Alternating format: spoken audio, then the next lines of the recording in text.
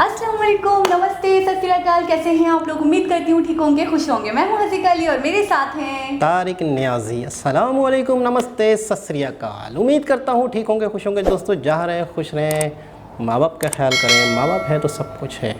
दोस्तों आज की हमारी वीडियो है सी पैक यानी Pakistan economic corridor. China Pakistan, China भूल गए? चाइना थी की वजह से तो चलते हैं अपनी। लेकिन इसके अंदर कुछ रिवील होगा, हमें पता चलेगा कि ये कॉरिडोर हमारे लिए बेनिफिशियल है, हमारे लिए फ़ायदेमंद है, या इससे पता चलेगा कि ये कोई जाल है जो फेंका गया है। तो स्टार्ट करते हैं अपनी वीडियो को। ये वीडियो बहुत ज़्यादा इंटरेस्टिंग होने वाली है, सो लेट्स स्टार्ट। चले दोस्तों चलते हैं वीडियो की तरफ। टाइटल है सी पैक गेम चेंजर और debt trap, will see pack succeed. So start करते हैं अपनी वीडियो को। China Pakistan economic corridor CPEC या सीपीईसी का नाम सुनते ही आप लोगों के मन में कई सवाल आते होंगे, जैसे कि ये सीपैक क्या है, क्या सीपैक से पाकिस्तान की इकॉनमी सुधरेगी, क्या सीपैक के जरिए चाइना पाकिस्तान को अपने डेट ट्रैप में फंसा रहा है, सीपैक प्रोजेक्ट बार बार स्टॉल रुक क्यों जाता है, बहुत से देशों ने और वर्ल्ड इंस्टीट्यूट्स ने पाकिस्तान को सीपैक के बारे में वार्निंग क्यों दी है, क्या फ्यूचर में सीपैक सक्सीड हो पाएगा। तो आज आपके सारे सवालों के जवाब इस वीडियो में मिलेंगे। तो नमस्कार दोस्तों, स्वागत करते हैं आपका चार्जिंग पॉइंट हिंदी में। दोस्तों आज की इस वीडियो में आप जानेंगे China Pakistan economic corridor CPEC के बारे में सब कुछ, पास से लेके फ्यूचर तक सब कुछ जानने को मिलेगा। तो जुड़े रहिए आप इस वीडियो के साथ। दोस्तों मैं ऐसे ही एजुकेशनल टॉपिक पर बात करता हूँ, तो अगर आपको मेरा काम पसंद आता है तो आप मुझे सपोर्ट कर सकते हैं पेट्रियन और यूट्यूब में ज्वाइन बटन के थ्रू, और अब आप मुझे फेसबुक, इंस्टाग्राम, ट्विटर में भी फॉलो कर सकते हैं और मेरी वीडियोस को वहाँ पे भी शेयर कर सकते हैं, लिंक डिस्क्रिप्शन में। आइए सबसे पहले जानते हैं कि सीपैक आखिर है क्या। CPEC China Pakistan economic corridor China के बेल्ट एंड रोड इनिशिएटिव का एक पार्ट है। सीपैक की बात सबसे पहले चाइना के प्रेसिडेंट शी जिनपिंग ने 2013 में की थी और 2015 में चाइनीज प्रेसिडेंट और उस समय के पाकिस्तानी प्राइम मिनिस्टर नवाज शरीफ के द्वारा सीपैक की शुरुआत हुई थी। अब जानते हैं कि आखिर क्यों चाइना ने बेल्ट एंड रोड इनिशिएटिव के लिए पाकिस्तान को चुना। चाइना की नज़र पाकिस्तान के ग्वादर पोर्ट पे है। चाइना सीपैक के जरिए चाइना के वेस्टर्न पार्ट काशगार को पाकिस्तान के ग्वादर पोर्ट से कनेक्ट करना चाहता है। सीपैक से चाइना को बहुत फायदा होगा। चाइना को ट्रेड के लिए इंडियन ओशियन का चक्कर नहीं लगाना पड़ेगा। वो डायरेक्ट पाकिस्तान के ग्वादर पोर्ट से मिडिल ईस्ट और अफ्रीकन देशों से आराम से ट्रेड कर पाएगा। इससे चाइना की ट्रांसपोर्टेशन कॉस्ट कम होगी, डिलीवरी फास्ट हो जाएगी और चाइना को किसी भी तरीके का कोई भी खतरा नहीं होगा। चाइना भी अपना 80% ट्रेड इंडियन ओशियन के रूट से करता है, तो अगर कल को चाइना का युद्ध भारत से होता है तो भारत आराम से चाइना को इंडियन ओशियन में घेर सकता है और उसका ट्रेड बंद कर सकता है। इसी चीज को खत्म करने के लिए चाइना ने भारत के दुश्मन देश पाकिस्तान के साथ सीपैक साइन किया है कि कल को अगर चाइना और भारत के बीच युद्ध होता है तो चाइना अपना ट्रेड चालू रख सकता है, उसे इंडियन ओशियन में भारत से कोई खतरा नहीं होगा। तो अब आपको समझ में आ गया होगा कि सीपैक से चाइना को क्या फायदा है। अब बात करते हैं कि सीपैक से पाकिस्तान को क्या फायदा होगा। चाइना ने पाकिस्तान को कहा है कि अगर पाकिस्तान चाइना के बेल्ट एंड रोड इनिशिएटिव का मेंबर बनता है और सीपैक को साइन करता है तो इससे पाकिस्तान में पॉलिटिकल स्टेबिलिटी आ जाएगी, इकोनॉमी स्ट्रांग हो जाएगी, और जब सीपैक 2030 में कंप्लीट होगा तो पाकिस्तान में सीपैक से 2.3 मिलियन जॉब्स क्रिएट होंगी। इसके अलावा चाइना पाकिस्तान को बहुत सारे इंफ्रास्ट्रक्चर प्रोजेक्ट्स जैसे कि power sector, roads, highway, railway, special economic zone और इंडस्ट्रीज को बनाने के लिए पैसे देगा, जिससे पाकिस्तान की डेवलपमेंट की स्पीड बढ़ेगी। तो ये सब सुनने के बाद पाकिस्तान ने सीपैक के लिए 2015 में हाँ कर दिया। चाइना ने पाकिस्तान को सीपैक का लॉलीपॉप दिया और पाकिस्तान ने खुशी खुशी ये लॉलीपॉप ले लिया, पर जल्दी ये लॉलीपॉप पाकिस्तान के गले में फंसने वाला है। आप सोच रहे होंगे कैसे, तो मैं आपको बताता हूँ। सीपैक को पाकिस्तान की सरकार ने पाकिस्तानियों के लिए बहुत बड़ी डील बताया है, और ये हो भी क्यों ना, सीपैक पाकिस्तान के इतिहास का अब तक का सबसे बड़ा प्रोजेक्ट है और चाइना का पाकिस्तान में अब तक का सबसे बड़ा इन्वेस्टमेंट है। 2015 में जब ये प्रोजेक्ट स्टार्ट हुआ था तो इस प्रोजेक्ट की वैल्यू $46 बिलियन थी और अब 2020 में इस प्रोजेक्ट की वैल्यू $62 बिलियन हो गई है। तो जैसे जैसे ये डील की अमाउंट बढ़ती गई वैसे वैसे ग्लोबल इंस्टीट्यूशंस का ध्यान इसमें आने लगा। फिर रिसर्च करना स्टार्ट हुआ तो ये बात सामने आने लगी कि चाइना के डेट ट्रैप में अब एक नया देश आ गया और वो देश पाकिस्तान है।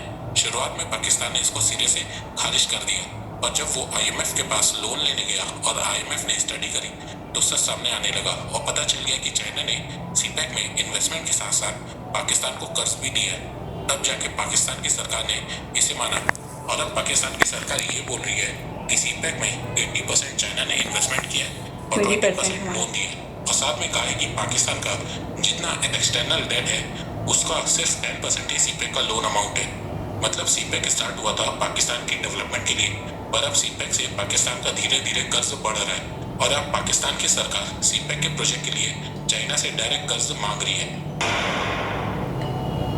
करंट सिनेरियो की बात करें तो पाकिस्तान के प्रधानमंत्री इमरान खान ने सीपैक में मेन लाइन 1 या ML1 के नाम से एक प्रोजेक्ट को इंट्रोड्यूस किया है। इस प्रोजेक्ट में पाकिस्तान ट्रेन की स्पीड को डबल करना चाहता है और इसके लिए पाकिस्तान को $6.1 बिलियन की जरूरत है और ये प्रोजेक्ट सीपैक का सबसे बड़ा प्रोजेक्ट है। पर इस प्रोजेक्ट को कंप्लीट करने के लिए पाकिस्तान के पास पैसे नहीं है, तो पाकिस्तान के प्रधानमंत्री इमरान खान ने चाइना से इस प्रोजेक्ट को स्टार्ट करने के लिए $2.7 बिलियन का लोन मांगा और कहा है कि ये लोन चाइना पाकिस्तान को 1% की इंटरेस्ट रेट पे दे। पर चाइना ने अभी फिलहाल इस प्रोजेक्ट को होल्ड कर दिया है और वो पाकिस्तान से इस लोन अमाउंट के लिए एडिशनल सिक्योरिटीज की डिमांड कर रहा है। अब वो एडिशनल सिक्योरिटीज क्या है ये तो फ्यूचर में ही पता चलेगा। वैसे ये न्यूज़ पाकिस्तान की news agency the express Tribune ने दी है, तो अभी के करंट सिनेरियो को देखें तो उससे कुछ बातें साफ समझ में आती हैं। जैसे कि इलेक्शन से पहले इमरान खान ने कहा था कि वो कर्ज नहीं लेंगे, पर जैसे ही वो पाकिस्तान के प्रधानमंत्री बने उन्होंने पिछली पाकिस्तानी गवर्नमेंट के जैसे कर्ज लेना स्टार्ट कर दिए। दूसरी बात यह है कि चाइना पाकिस्तान में सिर्फ इन्वेस्ट नहीं कर रहा है, सीपैक के जरिए पाकिस्तान को कर्ज भी दे रहा है। Future of CPEC. पहले पाकिस्तान की तरफ की बात करते हैं। सीपैक को लेकर इमरान खान ने कहा है कि Pakistan will complete CPEC at all cost. तो फ्यूचर में ये देखना है कि सीपैक को लेकर पाकिस्तान क्या कॉस्ट पे करता है। पर सबसे इंटरेस्टिंग बात मैं आपको बताता हूँ कि जब सीपैक की अनाउंसमेंट हुई थी तब इमरान खान सीपैक के खिलाफ थे और जब इमरान खान की सरकार बनी तो उन्होंने तुरंत सीपैक के कुछ प्रोजेक्ट्स को होल्ड कर दिया था और उनकी सरकार ने खुद कहा था कि कुछ प्रोजेक्ट्स तो पाकिस्तान की प्रीवियस गवर्नमेंट ने पैसों के चक्कर में ऊट पटांग चाइनीज कंपनीज को बांट दिए। पर अब जब उनकी सरकार के ऊपर सीपैक में करप्शन के सवाल उठे हैं तो इमरान खान इस पे चुप है, जबकि इमरान खान ने अपने इलेक्शन मैनिफेस्टो में करप्शन को लेकर बहुत वादे किए थे। पाकिस्तान के farmer army official lieutenant general Asim Salim Bajwa जो इस समय पाकिस्तान की तरफ से सीपैक के चेयरमैन है, उनके ऊपर सीपैक में करप्शन करने के आरोप लगे। दरअसल अगस्त 2020 में पाकिस्तानी मीडिया रिपोर्ट्स के अनुसार आसिम सलीम बाजवा की बीवी और भाई के नाम पे अनडिस्क्लोज वेल्थ और एसेट सामने आए हैं। उसके बावजूद आसिम बाजवा इस समय सीपैक के चेयरमैन बने हुए हैं। उनके ऊपर किसी भी तरह की कोई भी कार्रवाई नहीं की गई है। इमरान खान की सरकार ने तो इन्वेस्टिगेशन करने तक से इनकार कर दिया है। अब बात करते हैं चाइना की तरफ से। तो देखो चाइना इस समय सीपैक को लेकर सोच में पड़ गया है और उसकी बहुत से रीज़न है और ये जो मैं आपको सारे रीज़न बताऊंगा वो सारे रीज़न चाइनीज़ कम्युनिस्ट पार्टी के ऑफिशियल्स की तरफ से दिए गए हैं।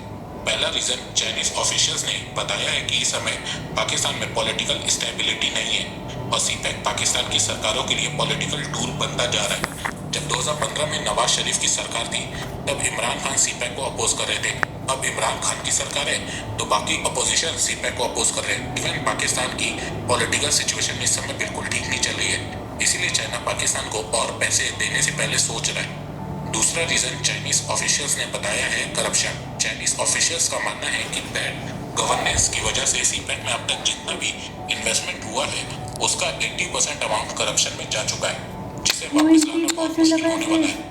ऐसा नहीं है कि चाइनीज ऑफिशियल्स ने सिर्फ पाकिस्तान की प्रीवियस गवर्नमेंट को ब्लेम किया है, करंट गवर्नमेंट को भी करप्शन के चलते ब्लेम किया है। चाइनीज ऑफिशियल्स ने ये रिपोर्ट आसिम सलीम बाजवा के बाद बताई है। तीसरा रीजन चाइनीज ऑफिशियल्स ने बलूचिस्तान में बढ़ती हुई इंसर्जेंसी बताया है। चाइनीज ऑफिशियल्स का मानना है कि बलूचिस्तान लिबरेशन आर्मी का मूवमेंट पहले के मुकाबले बढ़ गया है। बलूचिस्तान लिबरेशन आर्मी बलूचिस्तान को पाकिस्तान से अलग करना चाहती है, जिसके चलते बलूचिस्तान में काम करना चाइनीज के लिए मुश्किल बनता जा रहा है और इन्हीं कारणों के चलते चाइना पाकिस्तान को लोन देने से पहले सोच रहा है और एडिशनल सिक्योरिटी की डिमांड कर रहा है। चाइना और पाकिस्तान को ऑल वेदर्स फ्रेंड कहा जाता है, पर जब बात पैसों की आती है तो चाइना किसी का सगा नहीं है और यहाँ पे चाइना क्या कोई और देश भी होता तो वो भी पाकिस्तान से एडिशनल सिक्योरिटीज की डिमांड करता। वैसे वर्ल्ड बैंक ने 2018 में चाइना के बेल्ट एंड रोड इनिशिएटिव को लेकर कुछ प्रेडिक्शन की थी, जिसे पाकिस्तान ने मानने से मना कर दिया था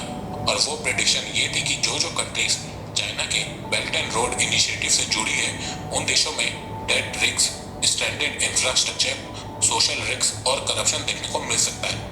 और 2 साल बाद वर्ल्ड बैंक की ये सारी प्रेडिक्शन सच हो गई है। पाकिस्तान में डेट रिस्क देखने को मिल रहा है। पाकिस्तान के पास सऊदी के लोन को रीपे करने के पैसे नहीं है। वो चाइना से कर्ज ले रहा है ताकि वो सऊदी का कर्ज चुका सके।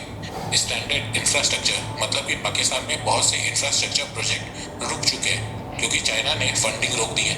सोशल रिस्क और करप्शन भी पाकिस्तान में बढ़ता हुआ दिख रहा है।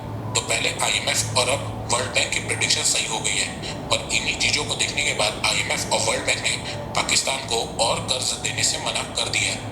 वैसे मैं आपको एक बात बता दूं कि सीपेक के पैसों को पाकिस्तान को आने वाले 20 सालों में चुकाना है। जब ये डील $26 बिलियन की थी शुरुआत में, तब पाकिस्तान को $40 बिलियन चुकाना था, पर अब ये डील $62 बिलियन की हो गई है। तो IMF ने एक रिपोर्ट में बताया है कि पाकिस्तान को 2023-24 से हर साल चाइना को $3.5 बिलियन के आसपास देना होगा और अब पाकिस्तान को 20 साल में $90 बिलियन तक चुकाना होगा, जो कि पाकिस्तान ने कहा है कि हम आराम से चुका देंगे। एक बात और, पाकिस्तान की सरकार बोल रही है कि 2015 तक सीपेक से 50,000 जॉब्स क्रिएट हुई थी, तो दूसरी तरफ चाइना के फाइनेंस मिनिस्टर बोल रहे हैं कि सीपेक से पाकिस्तान में अब तक 10,000 जॉब्स क्रिएट हो चुकी हैं। अब यहाँ पे कौन सच बोल रहा है वो आप लोग डिसाइड करो। सीपेक पाकिस्तान का अब तक का सबसे बड़ा प्रोजेक्ट है जो कि 5-6 सालों से चल रहा है। तो इन 5-6 सालों में सीपेक ने पाकिस्तान को दिया क्या है? क्या पाकिस्तान में पॉलिटिकल स्टेबिलिटी आ गई है? नहीं। क्या पाकिस्तान की अर्थव्यवस्था ठीक हो गई है? नहीं। क्या पाकिस्तान की ग्रोथ रेट बढ़ गई है? नहीं। इन्फ्लेशन कम हो गई है? नहीं। क्या पाकिस्तान के एक्सपोर्ट्स बढ़ गए हैं? नहीं। क्या अनएम्प्लॉयमेंट कम हो गई है? नहीं। ज़्यादा हो गई है। पॉवर्टी कम हो गई है? नहीं। ज़्यादा हो गई है। आखिर मिला क्या अभी तक पाकिस्तान को सीपेक से? जरा आप लोग बताना। अब यहाँ कुछ लोग बोलेंगे कि जब प्रोजेक्ट खत्म हो जाएगा तब देखना। तो मैं आपको एक बात बता दूं कि सीपेक प्रोजेक्ट की कंप्लीट करने की डेट 2030 रखी गई है। तो क्या आप 2030 तक इंतजार करोगे? वैसे भी 2023 या 24 से पाकिस्तान को चाइना के लोन को रीपे करना चालू करना है और यहाँ मैं 100% श्योर हूँ कि पाकिस्तान ऐसा नहीं कर पाएगा और वो चाइना से और टाइम मांगेगा लोन रीपे करने के लिए। फिर चाइना यहाँ से इंटरेस्ट रेट बढ़ाना चालू करेगा। फिर धीरे धीरे चाइना सीपेक के नाम पे ग्वादर पोर्ट को 99 सालों के लिए लीज पे ले लेगा और फिर आराम से चाइना ग्वादर पोर्ट के जरिए से ट्रेड करेगा बिना पाकिस्तान की सरकार को टैक्स दिए। उल्टा पाकिस्तान को ग्वादर पोर्ट से ट्रेड करने के लिए चाइना को टैक्स पे करना होगा। पाकिस्तान की वही सेम सिचुएशन होगी जैसे इस समय श्रीलंका की है। चाइना ने श्रीलंका की सरकार को भी इंफ्रास्ट्रक्चर को डेवलप करने के लिए पैसे दिए थे। उसके बाद श्रीलंका में भी पाकिस्तान जैसे हालात बन गए थे। पॉलिटिकल फ्रेजिलिटी, सोशल रिस्क और करप्शन के चलते श्रीलंका चाइना को पैसा नहीं लौटा पाया, जिसके चलते चाइना ने श्रीलंका के हम्बनटोटा पोर्ट को 99 सालों के लिए लीज में ले लिया। उस समय वर्ल्ड बैंक, IMF की भारत ने भी श्रीलंका को मना किया था। उसने चाइना से पैसा ले लिया और उसका परिणाम आज वो भुगत रहा है। और ऐसा नहीं है कि चाइना के डेट ट्रैप में सिर्फ श्रीलंका फंसा हुआ है। बहुत से अफ्रीकन देश ऑलरेडी चाइना के डेट ट्रैप में फंस चुके हैं और बहुत से देश चाइना के डेट ट्रैप में आगे फंसते हुए नजर आएंगे और उसमें पाकिस्तान 100% रहेगा। और अगर पाकिस्तानी को मेरी ये बातों पे यकीन ना हो तो इस वीडियो को सेव कर लेना और जब 3-4 साल बाद ऐसा होगा तब ये वीडियो दोबारा देखना। देखा जाए तो चाइना ने सिर्फ ब्रिटिश पॉलिसी फॉलो की है। सिंपल सा एग्जांपल दूं, अंग्रेज सबसे पहले भारत बिजनेस करने आए थे। उसके बाद वो भारत में रोड्स, रेलवे बनाने लगे। राजाओं को लॉलीपॉप देते थे, इससे बहुत तरक्की होगी, पैसा आएगा, साम्राज्य बढ़ेगा। पर हुआ क्या, आज सबको पता है। दोस्तों, मुझे लगता है कि अब आपको सब समझ में आ गया होगा। तो अगर आपको ये वीडियो पसंद आए तो आप इस वीडियो को लाइक कीजिए और अब आप मुझे सपोर्ट भी। जी जनाब, अफसोस दर अफसोस। अच्छा, एक चीज़ ये है कि जो भी इस शख्स ने वीडियो बनाई है, इन्होंने ये नहीं कहा कि सीपेक पाकिस्तान के लिए बुरा है। इन्होंने लॉजिक दिए, मतलब एक एक चीज़ को बारीक बीनी से बताया है कि अगर किया है पहले बहुत नहीं टॉपिक देखे ना, पहले ये नहीं कि अपनी तरफ से कुछ भी बोल मतलब दिया। एक होता है ये गलत है, ये गलत है, ये गलत है, तो हम बोले नहीं नहीं नहीं नहीं नहीं गलत है, नहीं गलत। उसने उन्होंने वजह बताई, उन्होंने लॉजिक दी कि यार ये इस तरह से इस तरह से इस तरह से इस तरह है। और ये काफ़ी हद तक ये बात पाकिस्तानियों को अब समझ में आती जा रही है। बहुत सी इस बात पे डिबेट्स हो रही हैं कि क्या चाइना ने इतना बड़ा प्रोजेक्ट क्यों किया। हम जिसे समझ रहे हैं ना कि बहुत अच्छा है, हमारे लिए बहुत बेनिफिशियल है, ये हमें आईना दिखाया उन लोगों अच्छा, इसका मतलब तो मुझे ये लग रहा है कि अगर सीपेक रुकता है, बनता है, रुकता है, बनता है, तो चाइना की भी यही ख्वाहिश है कि यहाँ पर जो इत्तेहाद है हुकूमतों के दरमियान में वो ना रहे और ये सीपेक रुके और बने, जिससे पाकिस्तानी गवर्नमेंट अब देखे सीपेक बन जाता है अपने टाइम पर, अगर बन जाता 2030 ठीक है, तो उसके बाद पाकिस्तान कमाता और उसको उतारता। लेकिन रुकेगा बनेगा तो कर्ज़ बढ़ेगा तो उसकी इंटरेस्ट बढ़ेगा तो मज़ीद वो देने के लिए मुश्किलात हो जाएंगी। जब वो मुश्किलात होंगी कर पाएंगे तो वो लीज पे ले लेगा, जैसे उसने श्रीलंका के साथ किया है। अगर ये चीज़ श्रीलंका के साथ हो चुकी है तो फिर तो पाकिस्तानियों को आंखें खोलनी चाहिए। ये तो हमारी जो आर्मी, अच्छा इसके बारे में मैंने ये भी सुना है कि सीपेक का गवर्नमेंट के साथ, देखो गवर्नमेंट का तो साइन ज़रूरी है, जो वज़ीर आज़म हो वक्त का वो उसकी रज़ामंद, तो मैंने ये सुना है कि इसका आर्मी के साथ रिलेट है, यानी कि आर्मी ही इसको डील कर रही है चाइना के साथ, क्योंकि गवर्नमेंट आज है कल नहीं है, करप्शन इतनी ज़्यादा है कि आपकी सोच है।